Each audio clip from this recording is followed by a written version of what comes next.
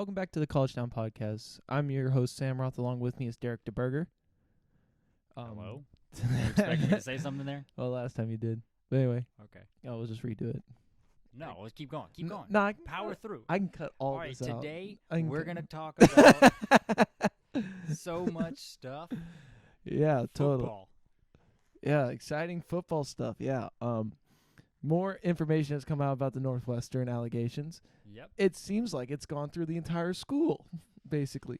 Every single sporting program, for the most part, with exclusion of some, has basically had bullying allegations and harassment allegations. Yeah.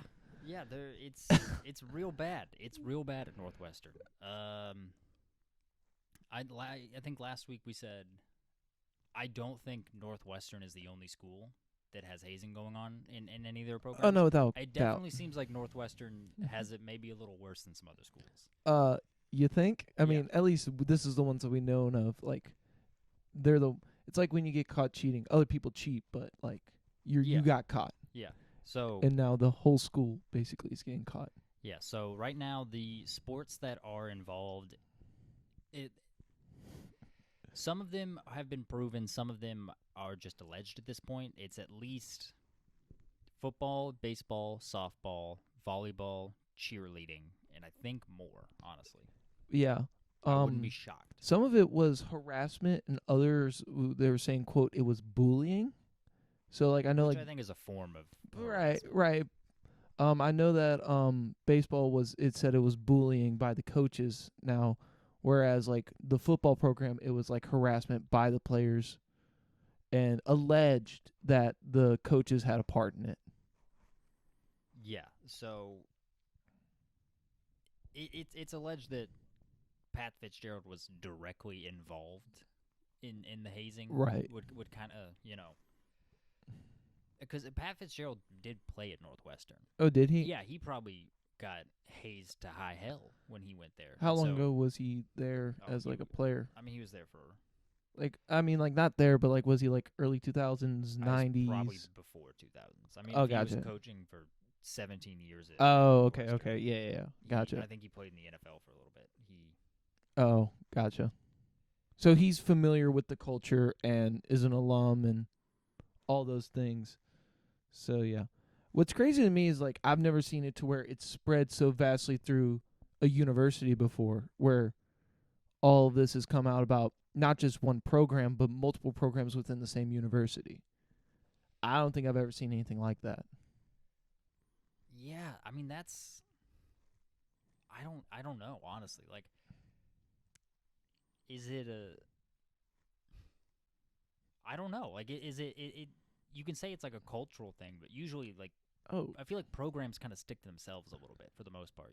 Like baseball's over I here, don't think football's over here. baseball and softball and basketball Right. really, like, talk all that much. Yeah. Like, they might have like an understanding, like a knowledge of each other, but like they're not really, like, for lack of better terms, like fraternizing with the other. You don't think? No, I don't. I mean, I just basically look at it and I'm like, you've heard allegations about like programs within universities. I've never seen it so widespread before, almost like a virus, if you will. Yeah. It's it just seems like, and something else to mention here, the ACC commissioner was the athletic director at Northwestern when this allegedly was starting or going on, because there's rumors that this has been going on since the early 2000s, basically.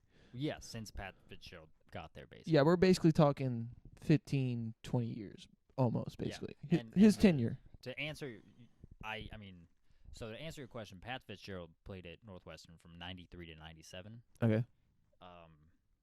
I doubt it started whenever Pat Fitzgerald got there. It was probably going on before. Right. Unless, for somehow, and this is all speculation, Pat Fitzgerald, his sophomore year in like 94 is like, all right, let's get some hazing up in here. Right. Speculation. I know no one's gonna watch this, but I don't want to be sued. Oh, So that's all allegedly. You got to speculation. throw out the speculation and alleged stuff In out there.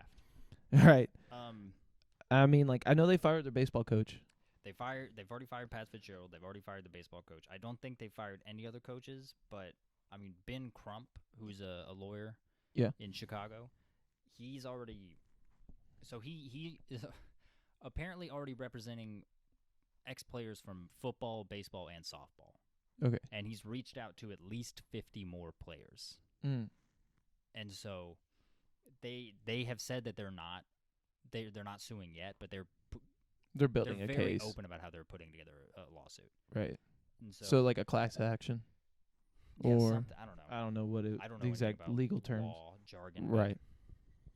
There's that, and then there's a different law firm with an anonymous former player from the football team who has already sued the school, and they sued not just the school but the current president and AD, and then the former president and AD.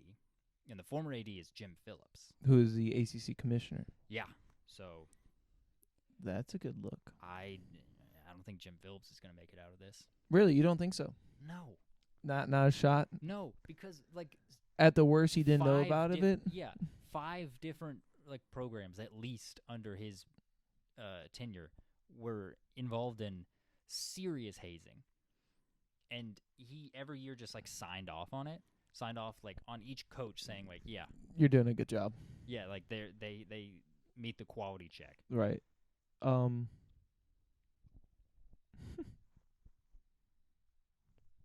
don't see how he survives. I don't. So what does that mean for the ACC then? They're gonna get a new commissioner. I don't know. That's basically it. I think that's it. That's it. Okay. If maybe honestly, life moves on. Life continues. I don't think he has been that good of a commissioner in the first place. I don't think he's actively been bad, but I don't think he's been that. What good. does a commissioner even do per se? You're supposed to. It's basically like being a CEO of a company. You're supposed to like build the just the make brand. it better. Yeah. And not like, make it worse. Yes. Steer the ship. What's his face? Guy, Kevin Warren, just left the Big Ten. He was basically all he was supposed to do was get a really good media rights deal, and then he did, and then he left, and then there were some issues with that deal, but he got him a really good deal. He basically got him $1 billion a year. Oh, and wow. So, and then he's like, I've done my job, and quit. Yeah, I think he took a job with the NFL. He went to the Bears? No, he went to the Bears. Yeah, he went to the Bears, yeah. Speaking of media deals, the Pac-12 commissioner at their media day does not even want to talk about their media deal, which makes me think it's a bad one. Yeah, it's very bad. I guarantee it's bad. Because they're already losing USC and UCLA, right? Yes. And I don't know, like it's the Pac-12 is about to be in shambles, if not already in shambles, and we just don't know about it. Yeah, like the difference between the Big 12 and the Pac-12 is that, well, for starters, I think there were more brands in the Big 12. Like, I think TCU might not be a huge brand, but they're a private school. They've got a bunch of money. Oklahoma State is a pretty good brand. You know, they've got a Heisman winner. Like,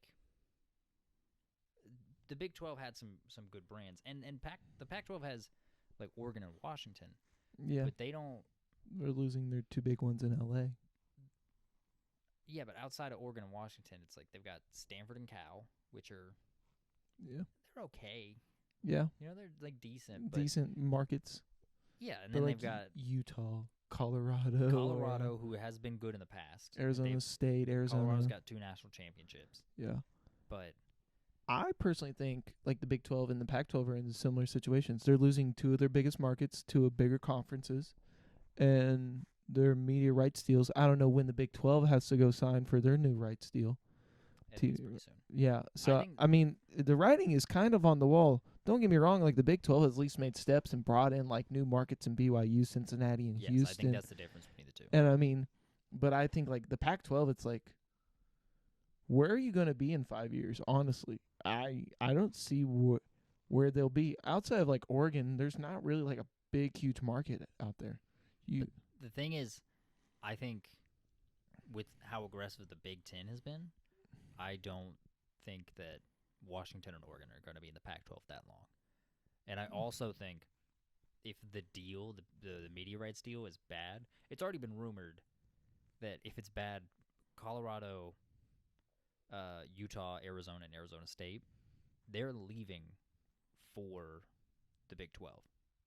That's the difference between the Pac-12 and the Big 12. Is it the Big 12? As soon as Texas and Oklahoma said they were going to go to the SEC, the Big 12 was very aggressive in getting schools. The Pac-12 has not done that. It's also weird because, like, I feel like as long as conferences have been around, that it's always been geographically affiliated. Yeah. Like SEC, Southeastern Conference, ACC, Atlantic Coast Conference. Then you got the Big 10 and Big 12. I mean, roughly that is the Midwest, and then like the mid-southwest area, and then you got the Pac-12, which is the Pacific side. Those are like your major 5 conferences that almost encompass the continental United States for the most part, I would say. Now we're getting to a point where it's just about money. It's been like that for a while. It has been, but at the same time, it's like you always had like these schools where it's like there was some form of geography, like rivalries, you know, like something closely related to them. And now I feel like who knows if those rivalries will last at all? Like, I honestly don't know. Like, I mean, like Oklahoma, Texas, that's at least staying and going to the SEC, you know. Yeah, but Oklahoma State's done. Yeah, Oklahoma State. Mike Gundy said it's done. All the Texas Tech, TCU, Baylor, all those ones, if there are rivalries, I'm not sure if they are, but like those are kind of done. After this year, I mean USC, UCLA will stay, but I mean like all these conference realignments are. Is it good for the fans? No.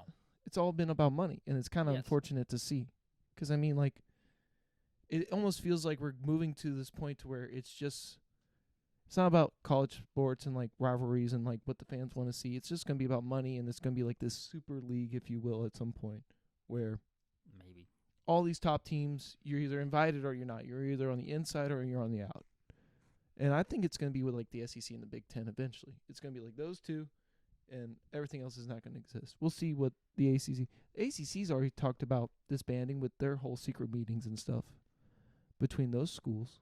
I mean, yeah, but it's like legally, it's not as simple as just like, yeah, hey, we're gonna go to the SEC, right? Because first off, you have to get an invitation to the SEC. Right. You can't just say, okay, we're going to go now. But who's to say that the SEC doesn't want to expand their market and to, I don't know, like South Carolina and to a Clemson or So according to Pete Thamel, the SEC is still really interested in this idea of getting as many states as possible. Right. Because that way you can charge more for like cable deals.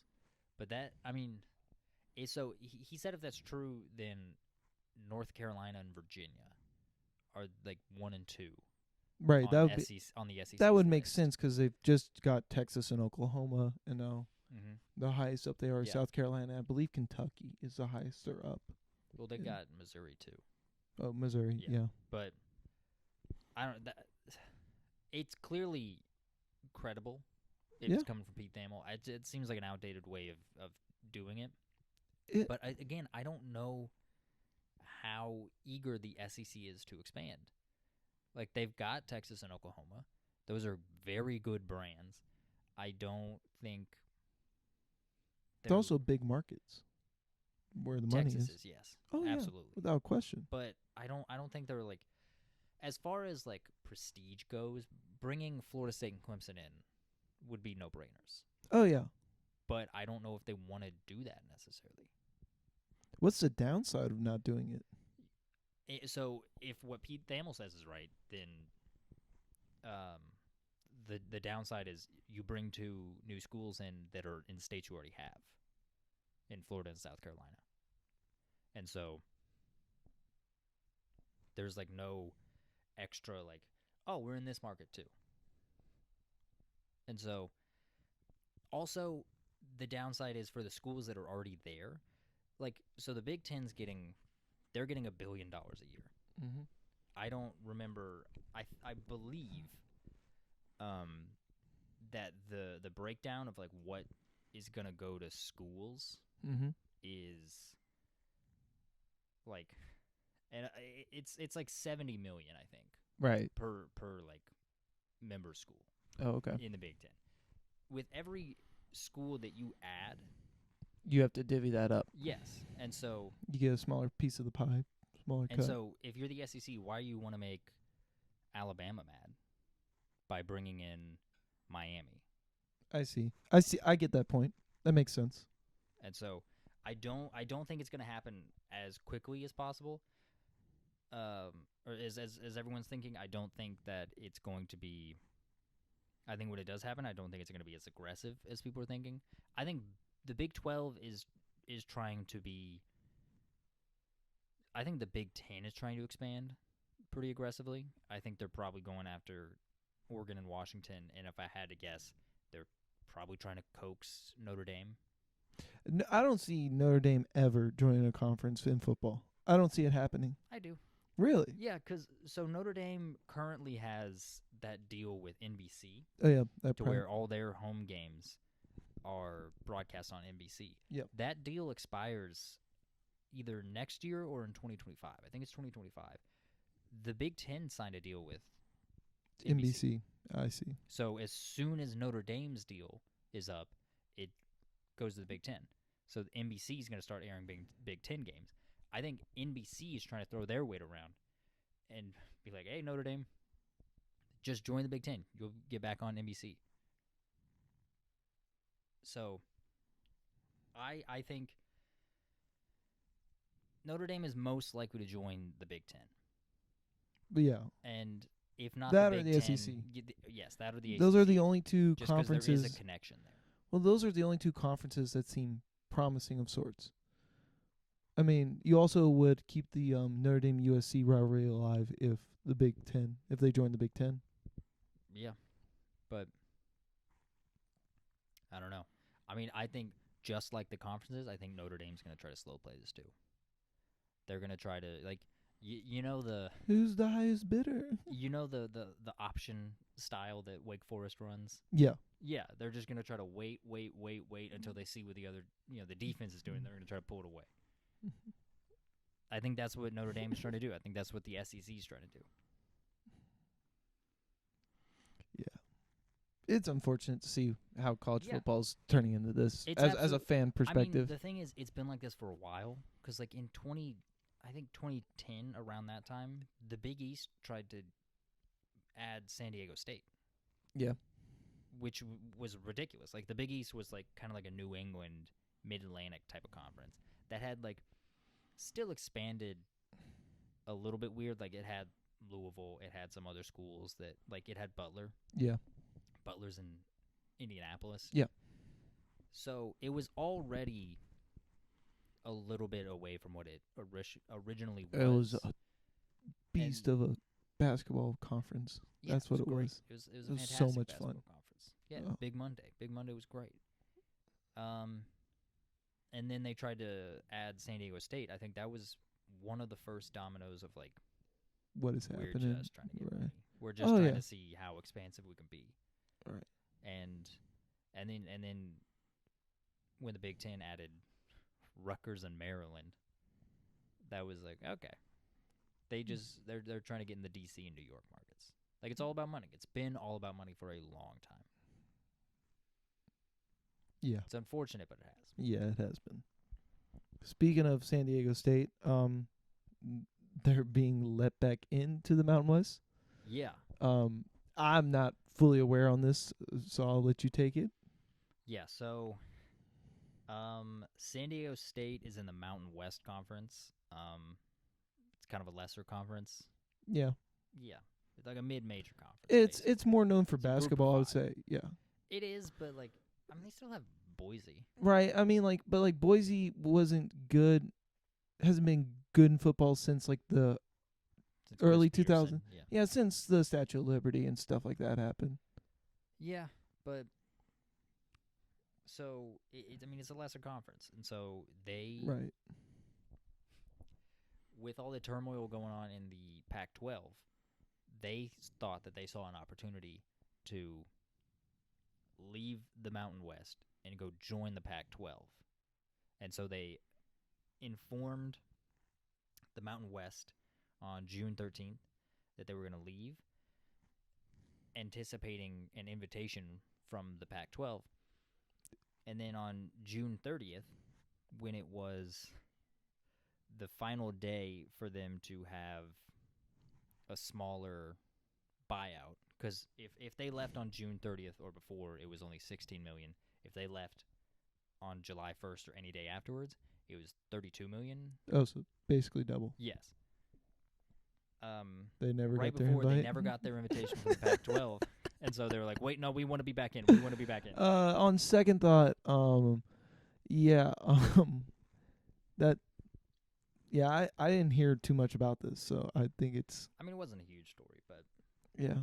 they got let back in, and then I think the Mountain West did it pretty reluctantly because obviously everyone knows that San Diego State's trying to leave Right. as soon as possible. Like most schools are trying to leave and upgrade as soon as possible. The only schools that aren't are the schools that have no prospects. Well, they have outside no of the options. conference. Yeah. Right. They're Like Washington State and Oregon right. State. They're like, Yeah. nah, the Pac-12's fine. Yeah. I mean, What are you talking about? we have great Expansion's programs. Yeah. You like baseball? Yeah. Oregon State, Adley Rushman, absolutely. Yeah, like Fantastic. Wake Forest. Oh yeah. Wake Forest is Rhett Lauder. in such denial that the ACC could even potentially be. Well, have you ever watched a turmoil. Wake Forest football game? It is just dead. It is like one of the saddest stadiums to look. They show the crowd, or when I mean crowd, they show the bleachers and just how barren it is Do they there. have bleachers? Oh yeah, they have bleachers. And it is just awful. I remember watching the Louisville Wake Forest game where like it was our third string backup. It was when it was like 50-40. Great game to watch offensively. Like it was that game. I thought that game was at Louisville. No, it wasn't at Louisville. It wasn't? No, it was the what's his name? Evan Conley. No, it was Bowman. It might have been Evan Conley. You mean like the 62-59 game? Yeah. Yeah, that was Evan Conley. Yeah. Well, that game it was just it was also raining too, but like you look in the stands and it's like maybe 3 rows of people. Like I also think the weather was a factor in that, but like at the same time it's like this is miserable to look at. They don't have a huge fan base. They're right next to. I mean that whole North Carolina area is all crowded. Yeah, they're right next to Durham and Chapel Hill. Yeah. Like there's. And those are they way more can't compete. prestigious, yeah. Which begs the question, like, how? How did they get to where they are? I mean, I think they were one of the original founders of the ACC. right. And so, like, yeah, they were able to just. they just got ride in from along. the start. Yeah. That's just weird because it's. I mean, if you get an offer from Wake Forest and you get offers from other ACC schools, what are the odds that you're going to take the Wake Forest offer? I mean, Wake Forest is like Dave. You know what I mean? I'm going higher register here, but Dave Clawson's a good coach. I'm not He even looks this. like a D-bag, but Dave Clawson's a good coach. It's not even necessarily about like football, like basketball or anything. Like Chris Paul went to Wake Forest. man, Chris Paul is like the only product Tim that's come. Duncan. Okay, you got me there. I'm just saying though, it's like, what were Chris Paul's other offers? Like, did he have another offer where he's like, no, they're offering me playing time at Wake Forest, I'm going to Wake Forest, or in. I don't know Like- what schools offered Chris Paul a scholarship. No, but you know what I mean. Like, there's a reason why Curry went to like Davidson's because it was one of his 2 Yeah, it's offers. because Virginia Tech didn't offer him. Right, exactly. Like, I mean, like, was Chris Paul like, oh, Wake Forest is my highest offer? Like, I don't know. You want me to look it up? we can screw it. Why not? I'm just there's This is- reasons to go to a school Oh, of course there is. like beyond like But I'm just saying, like, if you get offered like to different ACC schools and they offer you the same opportunity as Wake Forest, are you really going to pick Wake Forest? it depends. It depends on the situation. It depends on what the coach is telling you. Like, are you gonna go? Would you rather go to Wake Forest or would you rather go to? I don't know who's gonna be bad in the ACC this year. Who's in the ACC? I forget. He had off. Okay, He had a decent amount of offers. Yeah. Boston College, Charlotte, Clemson, North Carolina State. Chris, He what are got you offered doing? to Don't play get at me wrong. North Carolina. I mean, he got an offer from North Carolina. I'm hopping on that offer if if they give me the same opportunity as Wake Forest. But I guarantee you, there's probably was someone in North Carolina that he had to sit behind or red shirt or something like that, and Wake Forest was like, "Hey, we're going to give you an opportunity because we suck," and that's probably what happened. That's a selling point. Playing time is a selling point. Oh, it's 1,000% a selling point, and I'm saying that's probably why you go. Virginia. But I would take an offer from Wake over Virginia or Syracuse. Maybe at this current moment in time. No. Yes. At this moment in time. Which yes. sport? Football. Oh, football. I'm taking Syracuse over Wake. Right now. Oh, I mean the Carrier Dome is iconic. At least I mean as far as facility goes, I would pick the Carrier Dome over whatever facility. It just got air conditioning. Yeah, exactly. It still doesn't have Wi-Fi. They renamed it. Oh my bad. When I'm playing football, I need Wi-Fi. No, I'm just saying. Like, okay, the Carrier. It's iconic. No, listen. Carrier is a company that sells air conditioners, and it didn't have air conditioning. It is a little funny. They resold the naming rights to another company. I don't remember which one, but that company does Wi-Fi, and the Carrier Dome does not have Wi-Fi. It's also, I mean, it's just iconic, man. Like you can't. Yeah, but still, like what is Wake Forest right now has been better than Syracuse. I think. Dino Babers has had one winning season at Syracuse. Dave Clawson made it to the ACC championship. Are you seriously think you would pick Syracuse over Wake Forest right now in football? In football, for the sake of it, yes, I would. I would pick Syracuse over. You're just being stubborn. I am a little bit but also it's like, what is Wake Forest? I mean, I don't like Wake Forest. I'm just saying I would pick but them also over. just pulling it up here, like, are you gonna like criticize Cameron Indoor because it's only like 9,000 and it's tiny? Cameron Indoor's a crappy arena. But it's iconic. It's iconic. That doesn't mean it's not crappy. No, it's most definitely not crappy. Lambeau is a crappy field. It's iconic. Yeah. Well, you're just gonna say anything old is crappy too while we're at it? Fenway, Wrigley too while we're at it? No, I like Wrigley. I've been there. Oh, okay. It's cool. I like Wrigley a lot. But I mean, like Cameron Indoor, what's not to love? It's like the only indoor stadium. Indoors, geez, all of them are indoor. It's the only. Yeah, which basketball programs are playing outdoors? Hawaii, Minnesota. No, but like Cameron Indoor, it's just caught me off guard because it's literally called Indoor Stadium. Anyway, so why is it called Indoor Stadium? That is. Anyway, I'm getting sidetracked here. Cameron Indoor. I mean, it's a good question. I mean, it's like ATM machine, you know. Yeah.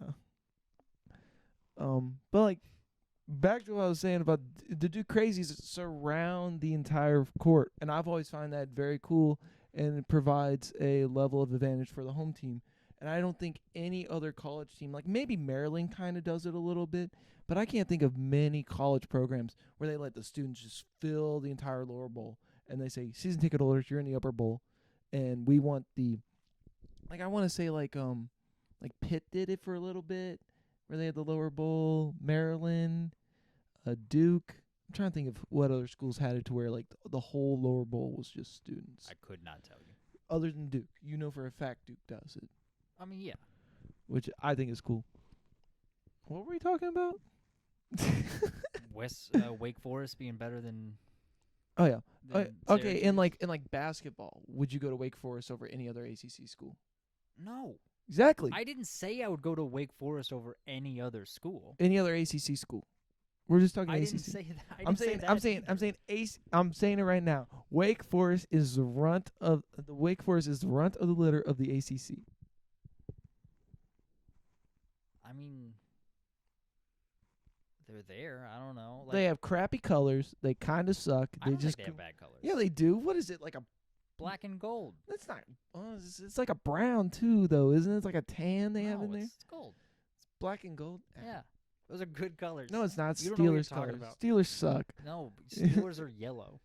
What's the difference between yellow and gold? There's a huge difference. What, one's between shinier? yellow and gold. Yes. Oh, whatever. Anyway, off to a hot start. Yeah, let's be productive. On to another black and gold team. You like that transition? Or is it black and yellow? It's yellow. Oh, my bad. Oh, call me colorblind. Iowa. Iowa's D-line to miss Big Ten Media Day due to violating NCAA gambling violations or rules. My bad. They've conducted a criminal investigation into this. Yeah, the NCAA has said it's a criminal investigation, which is interesting. Which means it would be like insider, right, in a way? I guess. But, I mean, there's not a lot of details because the investigation is still going on. I just know that the NCAA has got very, very You can't bet at all. You're not allowed to bet on NCAA anything. Are you not allowed to bet on professional games? No, you're not allowed to bet See, professionally that either. seems kind of ridiculous. I completely agree.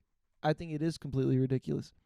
I think it makes sense to not be able to bet at a collegiate level if you're a collegiate athlete. Completely makes sense. Yeah. But if you were to tell me that I'm a football player at Iowa and I can't bet on the NBA, yeah, that's like absurd. what?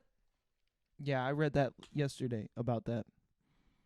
I think probably the thought process is It's all about integrity. It's all about the risking the integrity of everything. Basically, all that says is we don't allow it because it threatens the integrity of the sport.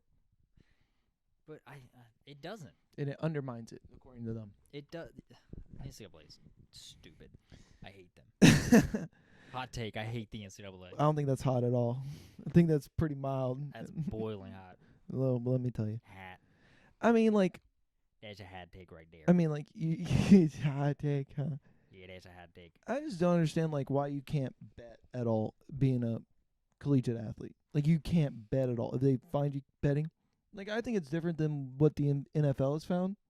Where the NFL, like, some guys bet on NFL games. And then other guys were caught wagering on site. Like, that I think is pretty standard. If you're caught betting on the job, that is different. Now, if it's in your own leisurely time and betting, I don't have an issue with it. And it's not within, like, the same, like,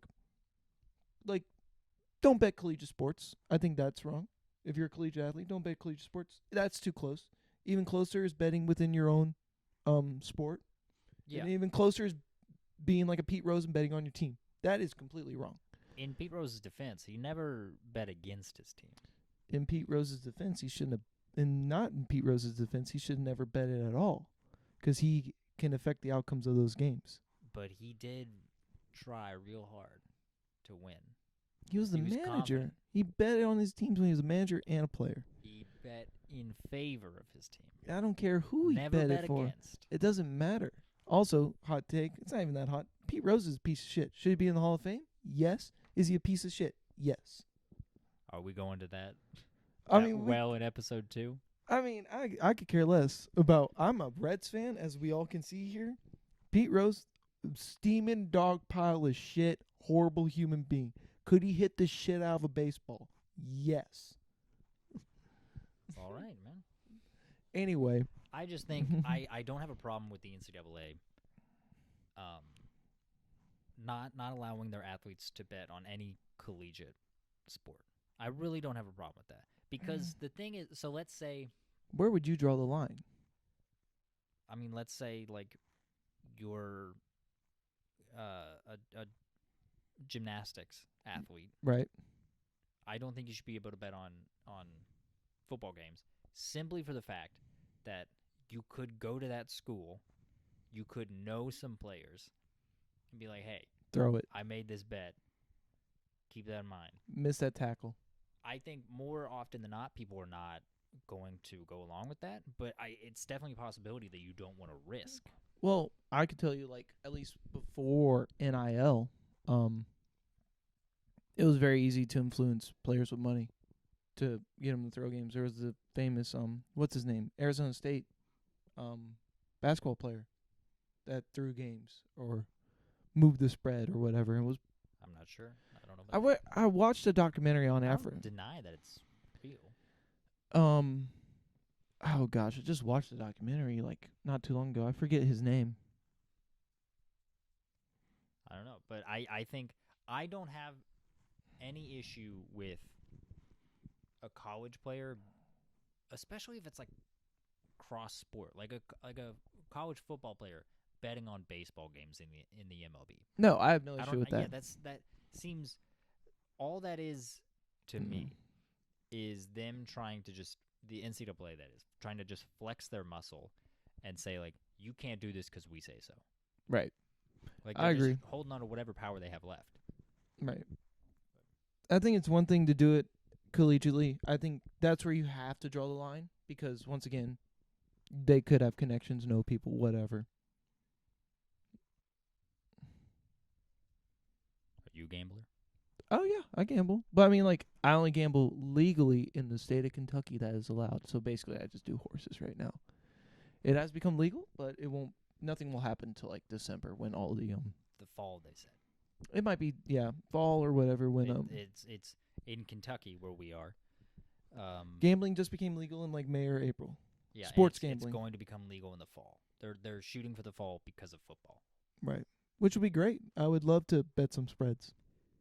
Yeah, I mean I only bet on the Kentucky Derby every year. Oh. That's it. That's all I do. I do more It than feels that. it feels like my right as a Kentuckian To bet on some horses. to bet on the Derby. Just the Derby or Derby Day? Just the Derby. Just the Derby. I'm not a gambler. I don't like it that much.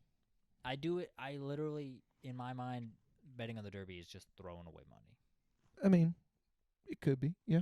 It is. Well, gambling. Ever since I've officially started gambling, I've never picked the right horse. Well, it's also you should never bet more than you're willing to lose. That's the way I was taught. If you bet and you win, great.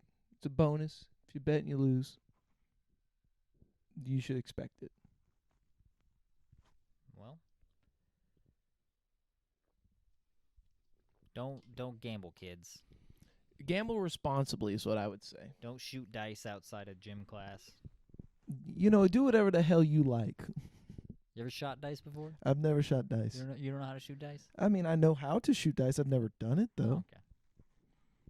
Well, let's move on to All another, I guess, hot button. You want to talk about Lane Kiffin or FAMU first? FAMU? What's Florida A&M? Oh, the FM. Let's talk about Florida A&M. Florida Atlantic Miami University, I believe is what it's called. Is it? I feel like A&M is usually like agriculture and something. All right, FAMU, we'll call it that. Yeah. They shut down. They shut down their down football operations because the music video was shot. Boston Richey, Boston Roddy? It's something. It is The song is called Cinda Blitz. Cinda Blitz, the Real Boston Richey. It was Real Richey. Boston Richey. Shout out Richey. Shot a music video in the locker room. Not gonna lie, watch the video. Pretty well put together video. I mean we were talking about this before. It's a decent video. I like the transitions in the video. I'm not gonna lie. Do you like the video itself? Do you like the music in it? No, I don't like either of them. They're stupid. I mean, like, don't get me wrong. It's not one of his best hits, but it's not a bad song in my opinion. I did not know who Real Boston Richey was before this. I knew him because I have a brother who likes this type of music, so I'm aware of it. I mean, I like rap. I don't like mumble rap. That's what that was. Nah, I wouldn't say that's mumble rap, but that's besides the point. It absolutely was mumble I rap. think it's kind of crazy though. Besides the point that they'd shut down the football operations to find out how he got in. Like, I mean, why are we shutting down football to investigate this? Why don't we just do the investigation and continue practicing? Why we gotta stop practice? I don't know, intimidation. That's stupid. I think it's a thing of like. I mean, no one can practice until whoever has done this is found out or comes forward. they gotta all go to the principal's office, and the principal's gotta talk to them, interrogate them to find out what happened. Basically, yeah. Yeah, it's dumb. Like, I mean, they've shut down operations. I've seen some people say that this is gonna last into the season. No, it's not. Why would it? Yeah, they're gonna they're gonna very quickly figure out who let them in. There's nothing wrong in the video inside what looks like FAMU facilities. outside of the facilities in the video, that's a different story. But inside the facilities, he just has a football helmet on and he has a football. And he's flexing his chain. There's literally nothing. And he's around a group of dudes.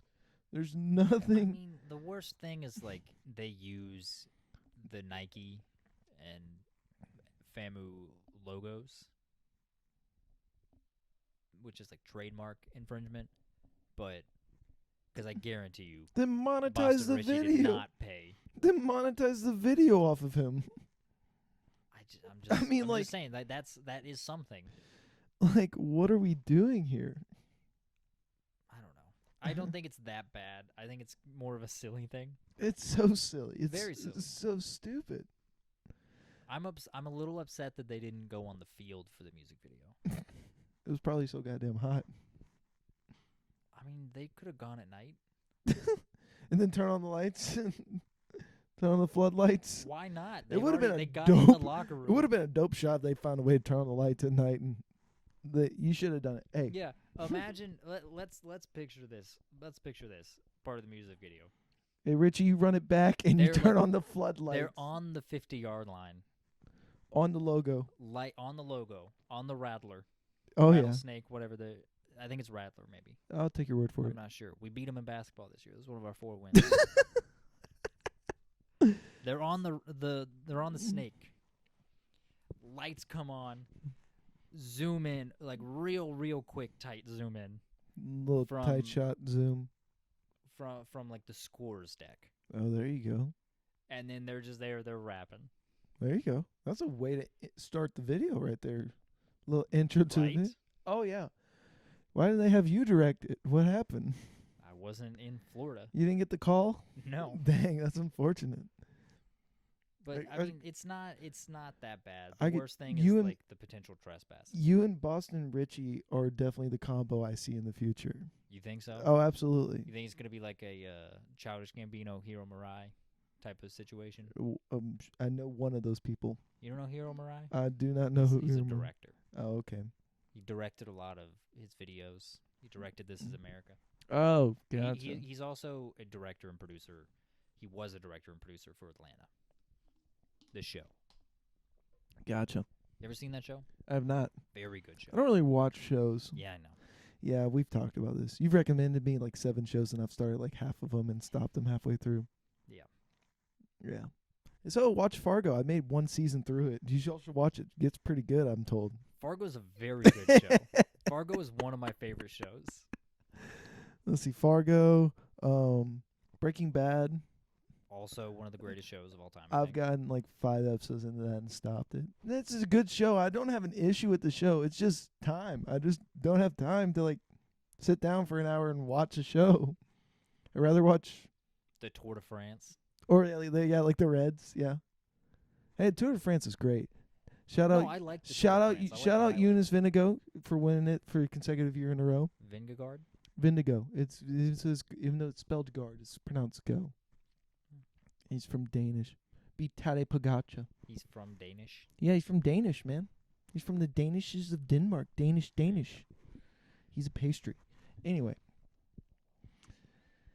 On to Lane Kiffin has said that NIL has created free agency twice a year, which he's not wrong. There is basically, you can go after the season's over. You want to elaborate on what he said more?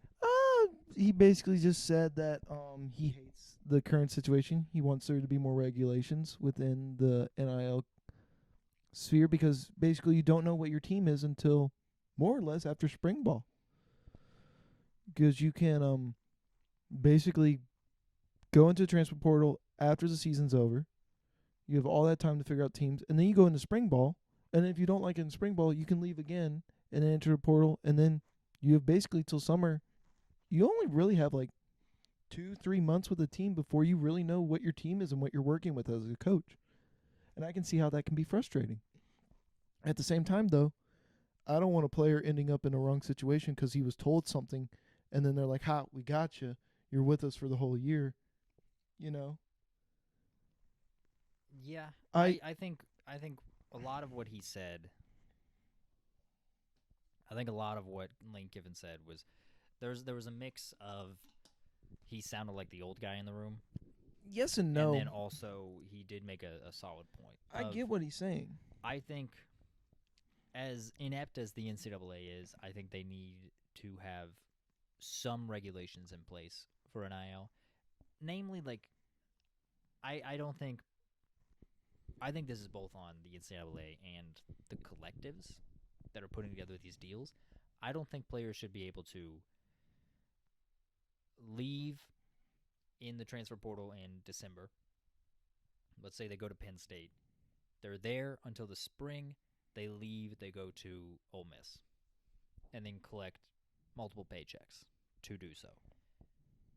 But so the NCAA's got to like make some rule where that's not allowed. I think the collectives also, I think they need contracts. I think they need to make people sign contracts of like, hey, you can only get, so much money. Or if you don't make it past this date, you only get this upfront money. Yeah. Which or you have to return some of the money. Well, there also will still be players in that scenario where they'll take some of it, leave, and then take the other part. Because it's not even necessarily NIL at this point. It's also the transfer portal. It's basically just the transfer portal and how you're willing to come and go as you please, which part of me likes it and part of me hates it. Part of me likes the fact that if a player is told one thing, goes there, realize it's not what he's been told, and essentially lied to, he can get out of it or she can get out of it and then go to another program that seems more beneficial to them. I don't have an issue with that. I don't think that's the whole reason why. Part of the reason I feel like they have it in December and January is because the season's over, normal transfer portal time, right? And then you have spring ball. Well, then that's when you really see how a program runs and operates, right? It's day-to-days. Well, that's when you figure out if you're going to actually get playing time. Well, that's the other thing, too, as well. You see what strings you're on and all that stuff and where you're going. And if it's basically not what you've been told. But then also the other part of me is like, earn your spot as well on the team. Like, a lot of players, you have to earn your spot. You shouldn't just go, I don't know. It's like part of me is like, go and get your playing time that you want. If you feel like you got your playing time, go get it. But at the same time, it's also like, earn your spot, Like, yes, you've said that. Work for it. I see both sides of the coin. Yeah. And it's a tough spot to try to solve it. I think it's a combination of the ship will right itself a little bit as far as transport is new. People are there's a lot of people leaving the transfer portal just because they kind of can. I think as slowly as this goes on, I think there's going to be people that realize if I just stay put where I am, I'm probably going to get a better better spot on the team, better slice of the pie than the season before because everyone else is leaving. Just because there's a mass exodus doesn't mean you necessarily need to go. And then also, I think there's people who are going to realize, I might not be starting at wherever I am, but maybe that's for a reason. Maybe the grass isn't greener. Right. I think if you give it time, there was a basketball player for Memphis. I can't remember his name. I wish I could. He came to Memphis on a scholarship, transferred out, and then was at another school for a little bit, and then transferred out of that school, came back to Memphis whenever Penny Hardaway got the job. And then whenever Penny Hardaway got there, he didn't give him back his scholarship. So he ended up in the same spot, but he didn't have a scholarship. Right. If he would have just stayed put, he would have stayed on scholarship. Well, that's another thing that I've seen where I forget if it was a Texas school. It might have been Shaka Smart or it might have been what is his name? Chris Beard, is that his name? Texas Tech, that got in trouble, Texas guy? Yes. It was one of them. It was on a podcast and basically said we can't control the transfer portal, but the one thing that we can control is our players in-house, or more or less. And basically told them have a conversation where it's if they say they want to enter the portal, basically tell them we don't care if you're the 5-star recruit that we're building a team around or if you're the bench player or whatever. If you want to enter a transfer portal, just know you are not coming back here. Like, the offer will not be offered back to come back here. And I feel like that's one thing that programs can do where it's like, Maybe. have a backbone a little bit where it's like, It might burn some bridges, though. well, I mean, that's the whole point of it, is to burn bridges. right, but I mean, like, if a player is telling you, like, hey, I want to test the waters and see what's out there, they might think twice before entering the waters. If you tell them, like, hey, the quote-unquote safety plan that you have of coming back here is not there anymore, and you basically have to, like, if you're leaving us to go to the port, you are leaving us. You are not coming back. And I feel like that's the one thing coaches can do in the terms of the portal. And this, I will say that this only works for your highly prestiged programs. It will not work with your lower tier, mid-major programs where test the water and you could find something equivalent or a little less than, you know. I think that's I don't like that method. really. I get it. I get where they're coming from. I think it would be better if whoever that was, that sounds more like Chris Beard than Shaka Smart. Shaka Smart's pretty player friendly. It might have been. I forget which one it was, but I know it was a Texas program. But so I think it would be better if you almost had like an HR rep of sorts of, how like HR, they listen to your complaints and everything, but they're really there to just protect the company, Right. to keep them from getting sued. If you had someone in a position at a school where like they kind of explain what happens to these kids, like, hey, this is what could be the unintended outcome of entering the transfer portal. It could not go the way you want it to. And obviously that is going to be, they're going to be an employee for the school. The purpose of that job is going to be preventing people from transferring so that there's less turnover on the team. There's less headache and everything. But I think that would go a long way to helping people. Like, really mull it over, make up their minds about whether they want to transfer, whether they want to stay, and like have a full picture of what could happen if you do that. Ultimately, I think player movement's a good thing. I'm pretty pro transfer portal. You don't want to you don't want someone to go to a school and then be trapped there. No, you don't. But at the same time, it's like at worst you're stuck there 8 months. Like, think about it. Like, from spring to December, it's maybe 7-8 months most. You're stuck at one program. Because at this point, the way college sports are, it is a year-to-year contract for all of these players. Every single player is basically year-to-year. Every player can be year to year. Every player is year-to-year. It's their choice if they want to continue or not. It's all in the player's hands now at this point. It can be year to year. I think that's the other thing that coaches are having an issue with this whole NIL, but it's not even the NIL. It's just the portal, in my opinion, where it used to be, okay, you're with us. The only time that you're able to leave basically a program is if you were a redshirt senior, you've graduated, or if you like picked up an injury and you're a redshirt senior, you graduate, and you had a year left of eligibility, or you made a appeal to the NCAA for why you wanted to transfer, and then you had to sit out a year, and then you're able to transfer. Like, that's the system they had before. No, that's what I'm saying. That worked. No, it didn't. But I'm saying, like, now you have the whole opposite end of the pendulum now, where it went from the coaches had all the control. You're with me for 4 years. Or you have to have a reason to want to transfer out, and then you're ineligible for a year.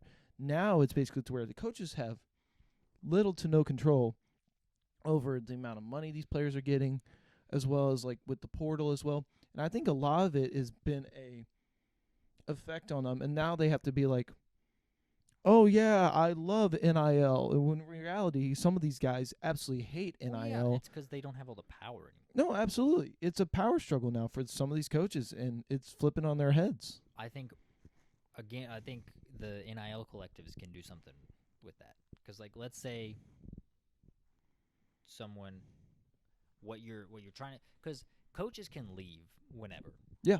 They can leave, go to another program whenever. The thing is, there's a buyout to that conference.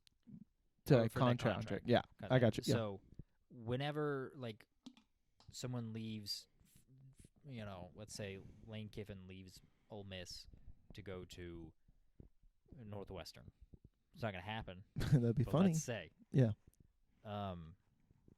Northwestern's going to have to pay the buyout of the contract. Yeah. If these people, if coaches are really afraid of players like, oh, I'm going to go to a school for a year where they're going to redshirt me.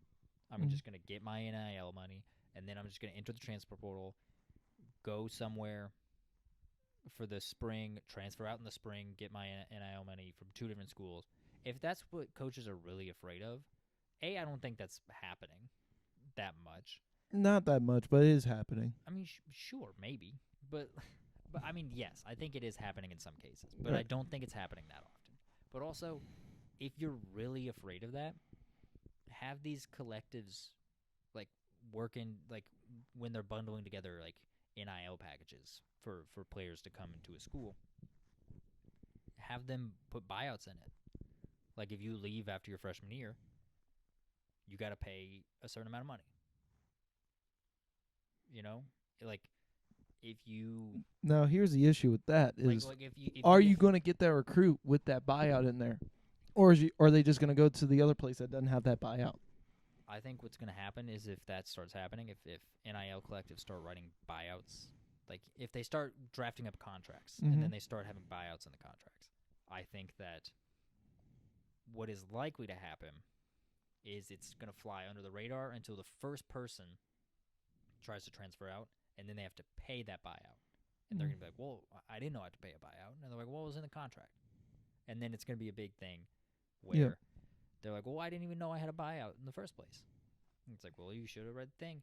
And then I think once it becomes more publicized, I mean, we'll see what the backlash is there, but I think a lot of NIL, if one collective starts doing it, all collectives are going to start doing it. Well, everyone's going to collude to save themselves. Right, I could see that. I've also seen it to where we basically just had like the first or second year. We're in our second year of NIL money, right? I believe. Third, I think. Is it the third? We're already starting to see it where the money's starting to plateau out. Like Nico Lamalea got like 8 or 9 million going to Tennessee. I'm not sure it's on the exact money. I believe it was 8.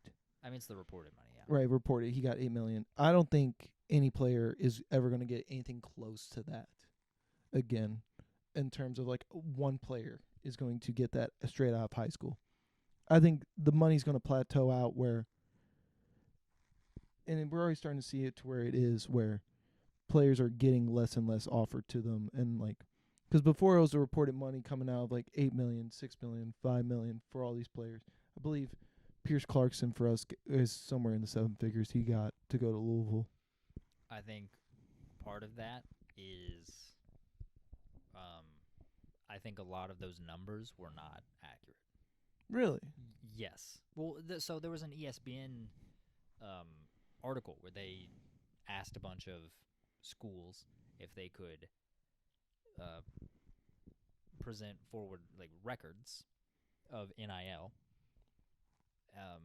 and then like which programs it's going to, which athletes it's going to, which. But also the other thing is like the coaches and all those and all the staffers are not allowed to be involved in the NIL. Yeah. So how would the school be involved, and how would the school be able to produce those records? Because they're not allowed to be involved at all in the NIL.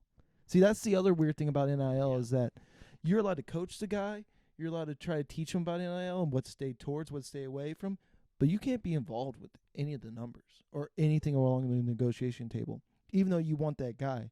So it's like this third-party back room to get these recruits to come. It is also, I think that's another aspect of NIL where there needs to be something regulated, because some of these coaches are quote-unquote in the dark about it, which obviously they probably aren't, but quote-unquote on paper they're in the dark.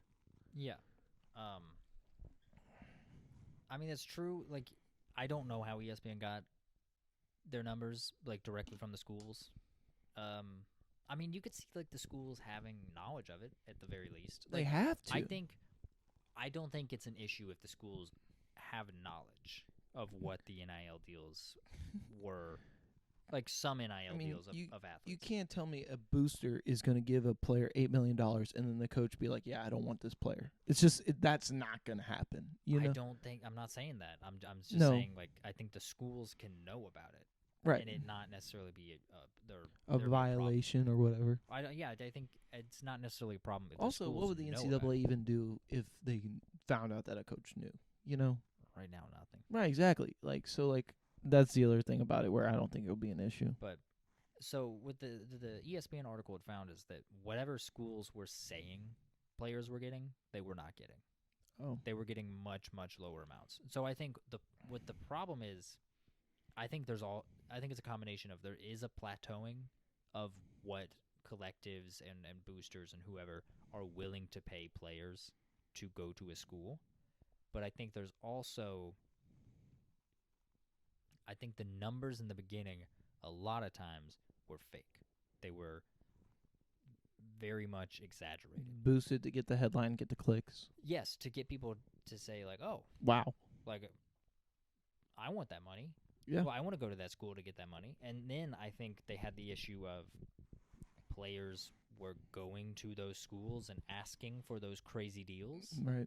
And then kind of realizing, there was a realization on both sides. From the players, like, oh, no one's offering me this. Like, I'm not going to get this. Right. And then from the schools, like, okay, we can't keep lying about how much they get because then people are going to ask for that much. Right. And so I think that's what's happening. Mm. I think that's a huge part of it. I see. I got you. I want to ask from a different perspective, do you think, let me see how to word this. Do you think players are going to end up like pro players in the sense of that fans are going to overvalue or undervalue a player based off of how much NIL money they're making? And let's say you have a player that's making the most on a team but is quote-unquote underperforming. Do you see them being like a overpaid veteran in a professional sport aspect where the fans just hate them because they're getting paid all this money and they're not producing? Like, yeah. Could you see where NIL turns on a player because of that aspect? Yes, but I think it already kind of happens.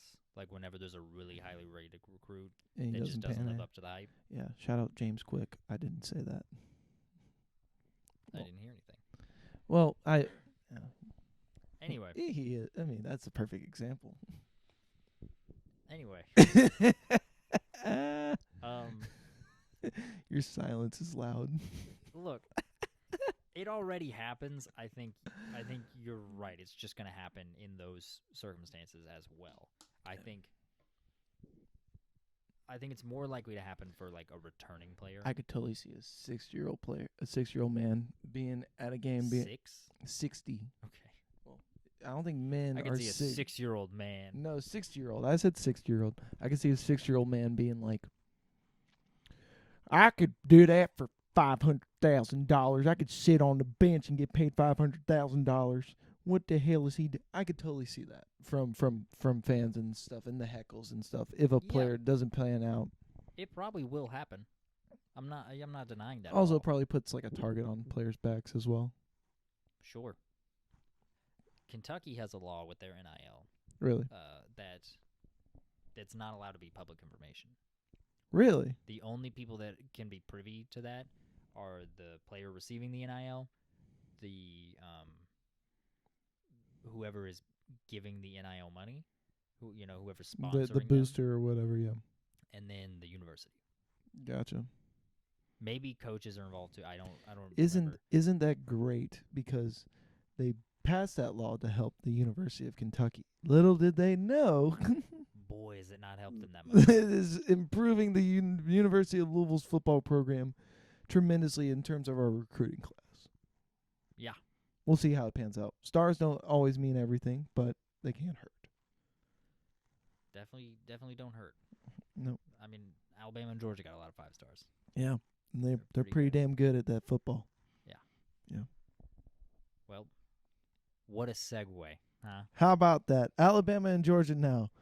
Speaking of them, you want to do our rankings? Yeah, we're going to preview the SEC, the season ahead, what we think is going to happen. Yeah. Any team you want to start off with? I mean, let's just.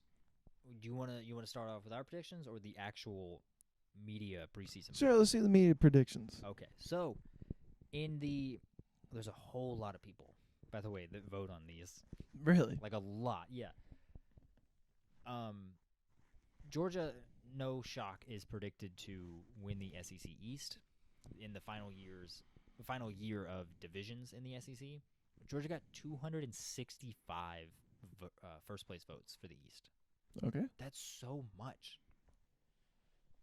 Like, that's 265 people voted for one school. There you go. Tennessee was predicted second. They got 14 first-place votes. South Carolina third with 3 first-place votes. South Carolina. Kentucky fourth with 1 first-place vote. Shout out that lone Kentucky fan living in Lexington. Oh. Get ready. Then you got Florida, Missouri, and then Vanderbilt predicted to finish last in the East. They got 8 votes to win the SEC East. I think they got confused and thought it was baseball. I think that's what 8 people misread the survey and thought that it was baseball. That's what happened. If you're going on first place votes alone, Vanderbilt's third in the East. Yeah, but thank goodness we're not, and it's total votes, and it's a point system, and they're last. I don't think Vandy's going to be last. I think Vandy's going to be good. I think you're wrong. I'll take that back. I don't think they're going to be good. I think they're going to be better than people were expecting. I don't think they make a bowl game. They were better last year than people were expecting. They're not making a bowl game. I don't necessarily think they're going to make a bowl game. They're just going to be better than people expect. Well, if you're expecting dog crap and you get shitty pond water, it's still crap. How? You like that one? How does that? No, what's the conversion rate? I have between pond water and poop. Anyway, I have them going 3-9. I have them 0-8 in the SEC. You just gonna pivot past that question? Because it was a shitty analogy. It was, yeah. Yeah. So anyway. Literally and metaphorically. Yeah. That's what's up. Anyway. He doesn't like his coworker. It's fine. The West Division.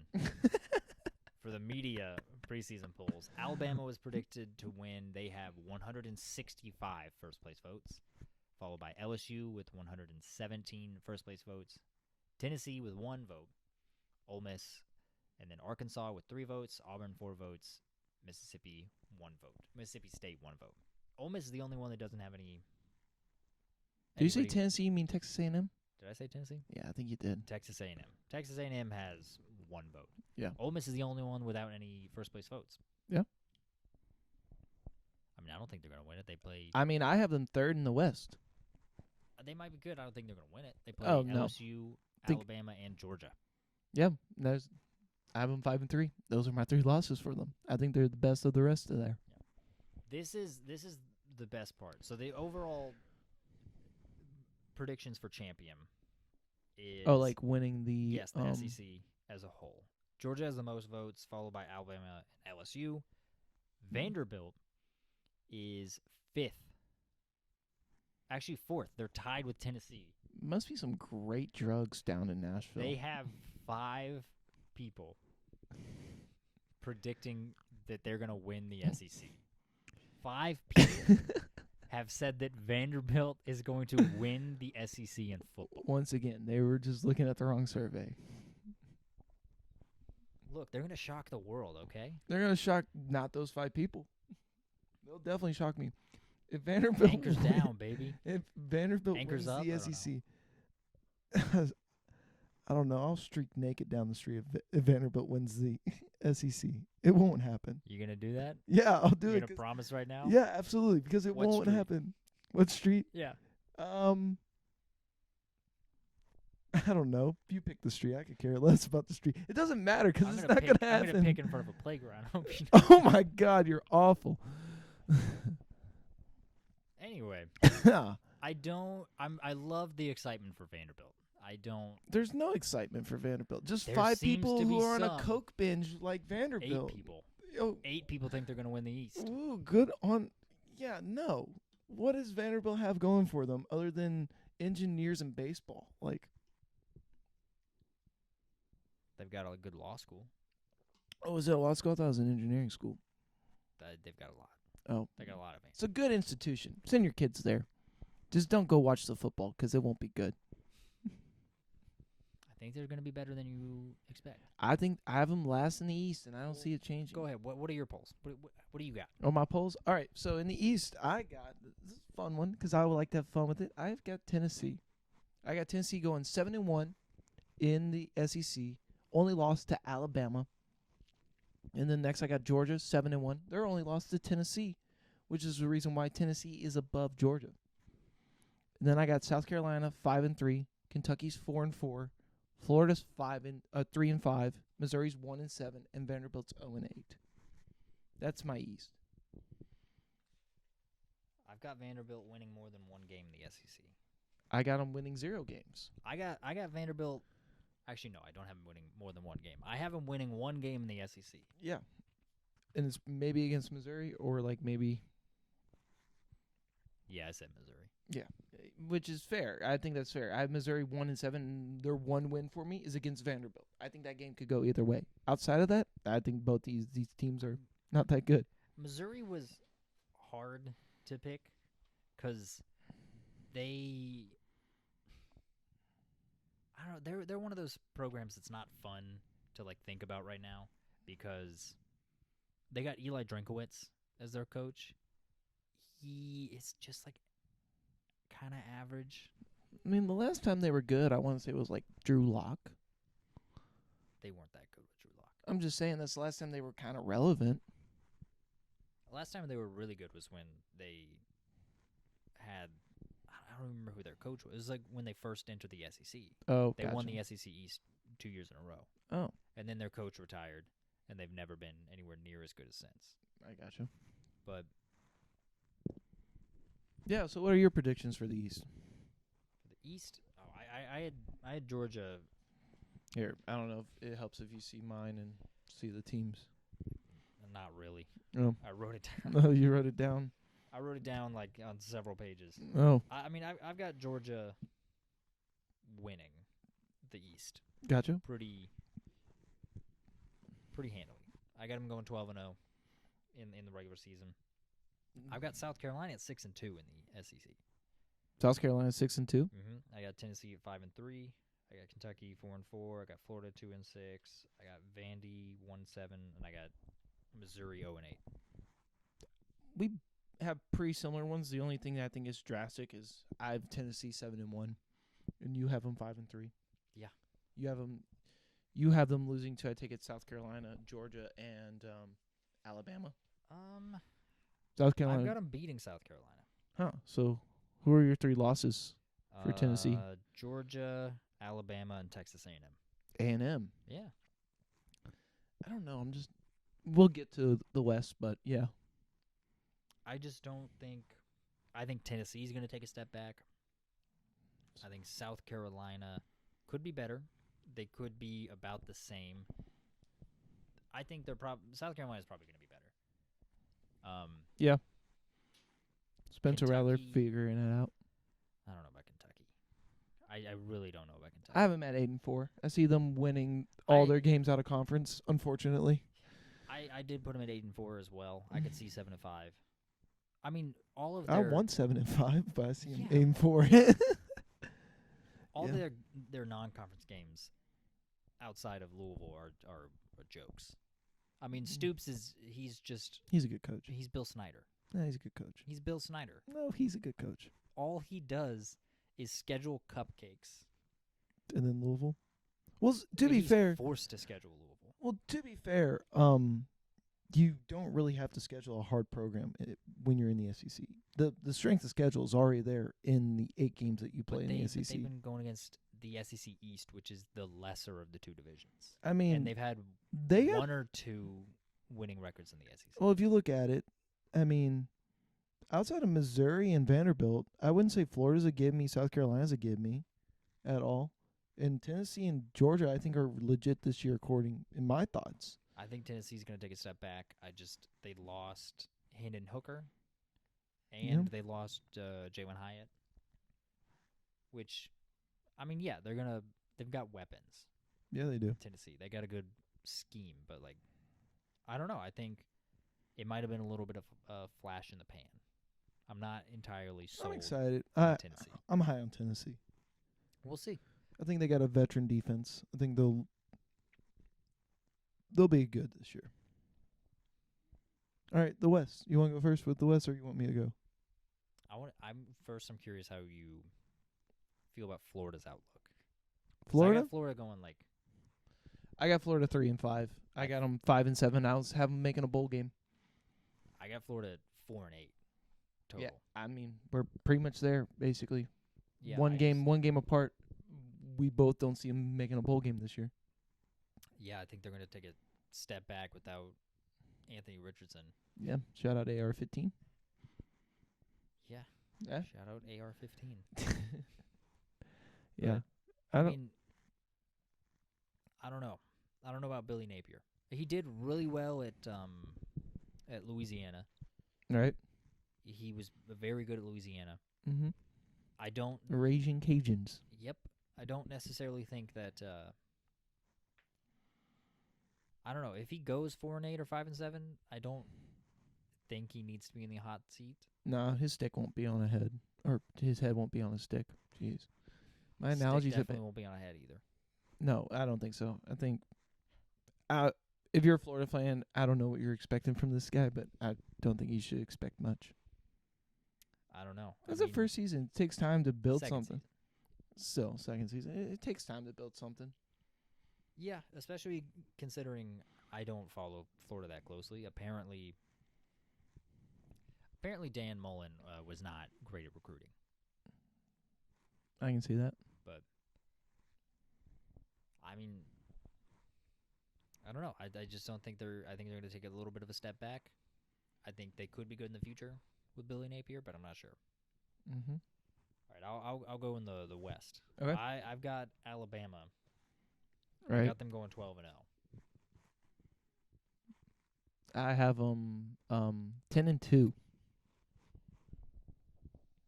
losses in the SEC. No, You got them losing to Texas. I do. I have Texas beating Alabama in week 2. I believe it's week 2. Yeah, it is.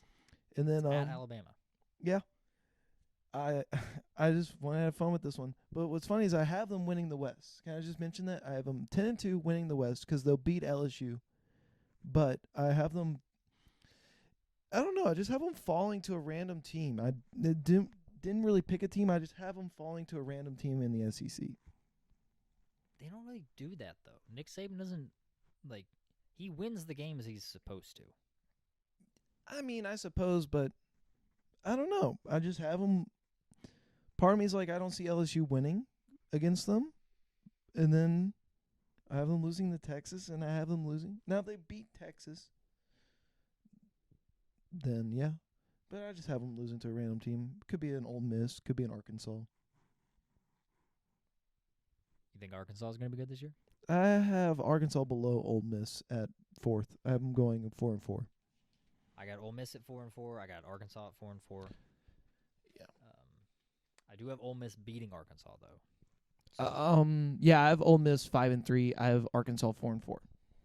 I think I got Arkansas and Ole Miss at 8-4 overall. Here's the hard part about all these preseason rankings for me is like I have teams above certain teams, so I'm like, oh, they're gonna beat this team, but then at the same time, it's like I really feel like that whole Ole Miss to like Auburn area is like any team can beat any team there on their day. Now, granted, Auburn I think is the lesser of those three, as far as A&M and like Arkansas and Ole Miss goes. Yeah. But like any one of those three teams, no matter where it's at, could win that game. So I could see it to where it's like I just picked Ole Miss over Arkansas and A&M, so that's why I have Ole Miss 5-3, Arkansas 4-4, and A&M 3-5. And if A&M goes 3-5, could this be the last year for Jimbo Fisher? Yeah. 7-5, that's not enough. No, 7. He'll get fired if they go 7-5. 8-4, 9-3, 9-3. You're safe. 9-3 is safe. 8-4 is kind of that gray area. I think for Texas A&M, it's that gray area. Yeah, but 7-5, he's done. Yes. 8-4, safe. 7-5 and 9-3 are the lines. I got for you. sure. Yeah, but I don't know if they go 8-4. It depends. I think I've got That is I've got Texas A&M going 8-4. Really, I Yeah. have them. I have them 7-5.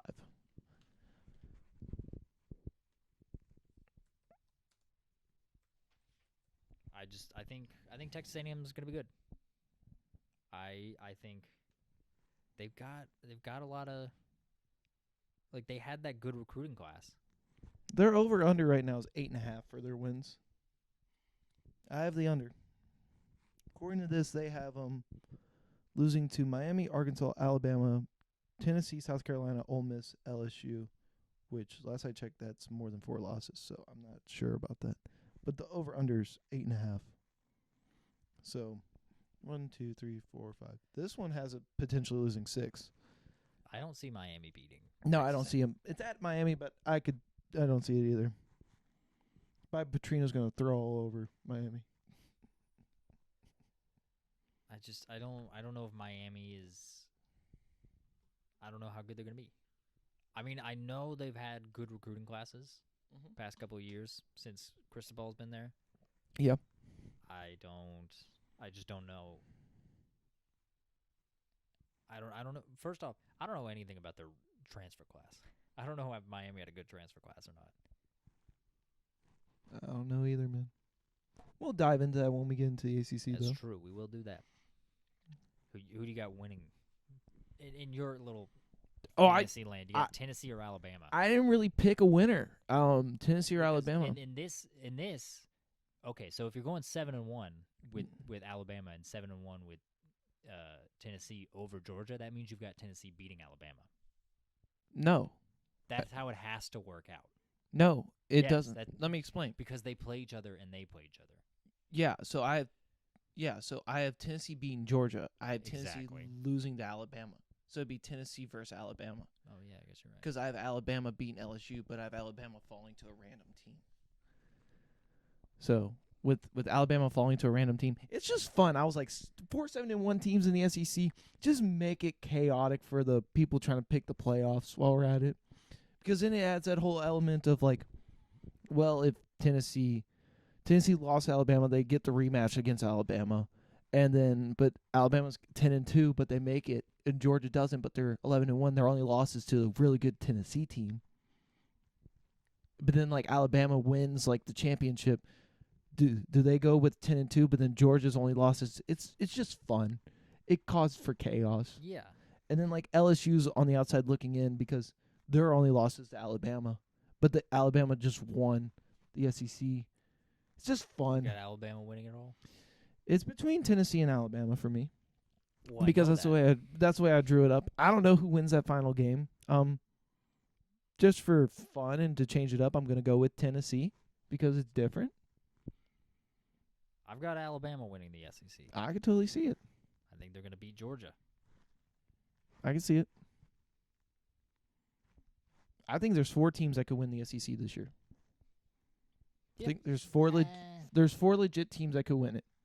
I'd say 3. I don't. You don't like Tennessee? Well, it's just in the East, it's Georgia and everybody else.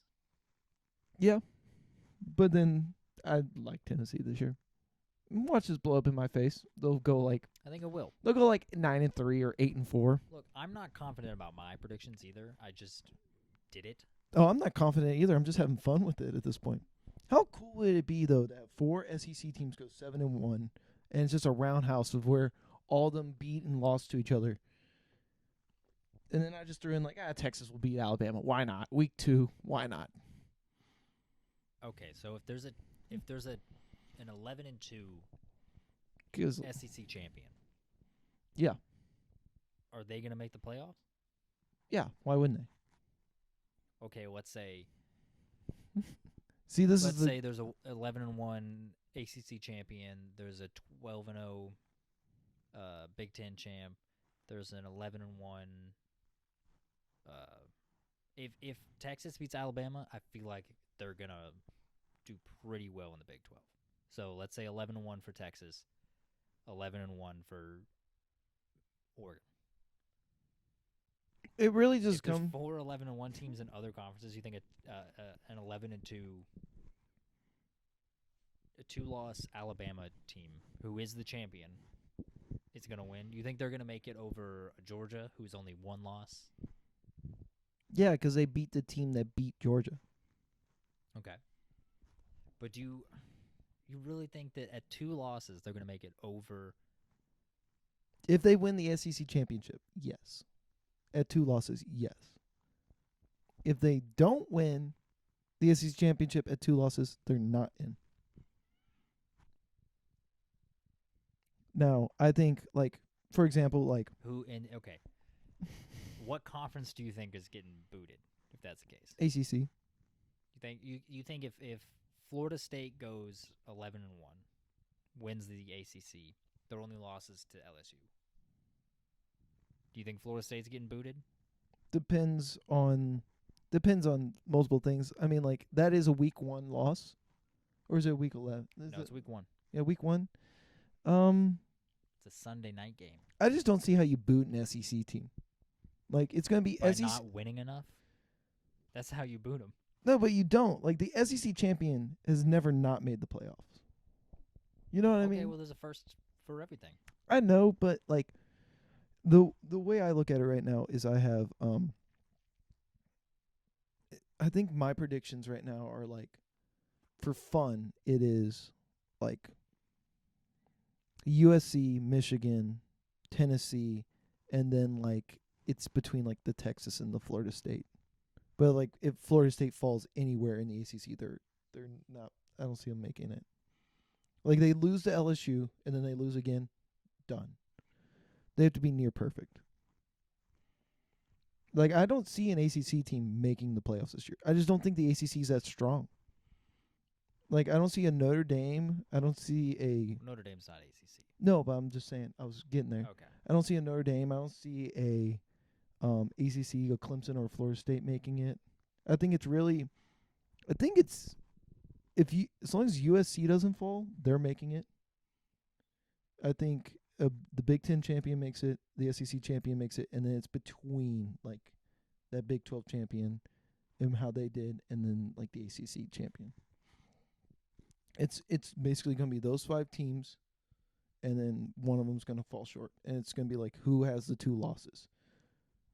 And, like, if Alabama has the 2 losses, but it's the SEC champion, they go. Because what it is Tennessee has 2 losses, and they're both to Alabama. They don't go. Yeah, and they didn't win their... Yeah, they didn't win the championship. You can't be considered, at I mean, is it 2 losses unless you win your conference. conference. No. Right. And I mean, like, there's going to be hiccups. There's going to be upsets. It's just a matter of where they find them. Like, looking at Alabama's schedule, it's like, realistically, they'll go 8-0 in the SEC. They'll be 11-1 with their only loss to Texas. Realistically. And then they lose. There's a question for you. Alabama goes 8-0 in their conference, 1 loss at 11-1, and then they lose to, like, a Tennessee or Georgia. Or they go undefeated, beat Texas, and then they lose to a Tennessee or Georgia. Do they make it at 11-1? With their only loss being to, like, the top team in Georgia or Tennessee. You mean they go 12-0 regular season? 12-0 regular season, then they lose to Georgia or Tennessee in the championship. Do they go? Yeah. Really? You would have 2 SEC teams? Yes. I honestly, I was playing devil's advocate a little bit. If there's, like, 3 or 4 11-1 or 1-loss teams, and then a 2-loss SEC champion, they're gonna put the SEC champion. Oh, yeah. I agree with you there. I was just trying to. Oh, I was like, I don't see. Devil's advocate. I mean, I think it's going to be a Big Ten champion. It's going to be SEC champion, and then it's whoever else. It's the 2 best teams after that. I think that's fair to say. probably. Yeah, it's going to be like a Michigan, Ohio State. I mean, unless, like, the Big Ten just. What was that? That was the door opening. Oh, that was. Sound Unless like someone just ate something. Sorry, we're in a basement here. Yeah, they can't hear any of that. Oh, that's funny though. Yeah, I mean, I know they can't hear it. I'm very used to it. That's where our studios is my parents' basement. Yes. Sorry, I found that humorous. No, I just think if there's an SEC championship game Yeah. with two 12-0 teams, they're both making the playoff. Really? Yeah. So it's realistically an Alabama LSU or a Georgia Tennessee. For my thoughts. Yes. That's not your thoughts. It's realistically a Georgia or an LSU or an Alabama. Yes. I don't see why not. But it really just comes down to, like, what if, like, Florida State's perfect? What if USC's perfect and, like, Texas is perfect and Michigan's perfect? They're all going to get in. Doesn't Then, matter if there's a 2-loss. If they're all undefeated, Alabama's not getting in with 2 losses. right. So, If they're all undefeated, Alabama's probably not getting in with 1 loss. yeah. So, like, Georgia's undefeated, Florida State's undefeated, Michigan's undefeated, USC's undefeated, Texas. Like, what if you have, like, 5 undefeated teams? Someone's got to be out. Right. I don't think that's ever happened before. We'll cross that No, bridge it does when we not get happen. there. Right. All right. Well, Yeah. with that, I think that wraps it up Yeah. for this week. Any cold takes? Freezing cold takes? You had a cold take. Oh, I definitely did. Nicholas Harbor is not going to be a defensive player for South Yeah. Carolina. He's not going to be just any defensive player. He's going to be a wide receiver. Yeah. Who did you say he was going to be? Javavion Clowney. Davion Clowney. Yeah. About that. I don't think he will be. He's going to be the Jadavion Clowney of running routes. I can tell you that. Oh, let me much. tell you. After watching him run routes, I'm so confused by why they're making him do that. He's built more like a tight end. I don't know. But yeah. You're the one who Already freezing takes. you're the Second one who called episode the in. shot. Can't wait for the first season and Tennessee falls, and I'm already freezing another take. Oh. Well, anyway, with that wraps up another episode. Thanks for watching.